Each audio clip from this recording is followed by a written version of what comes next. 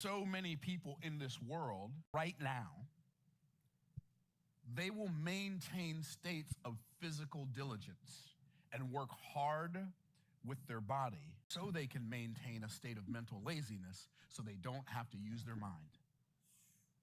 And all of us, if we're going to break through to the next level, we have to stop being the person who protects our mind from thinking because we don't like how it feels when learning that next skill set makes our brain start sweating.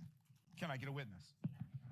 And so what happens is, I've got to become this new person. And before I become this person, it looks really hard. And so what I do on a subconscious level is I assign a level of difficulty to the next level that makes me feel okay with me by justifying not leveling up. And so what I'll do is I'll rationalize, yeah, well, that's so much harder and it's not really necessary anyway. And besides, I'm already doing most of that. And what happens is we stay stuck like Chuck in a pickup truck, or worse, we hit our heads so hard on that stress ceiling that it knocks us down some rungs.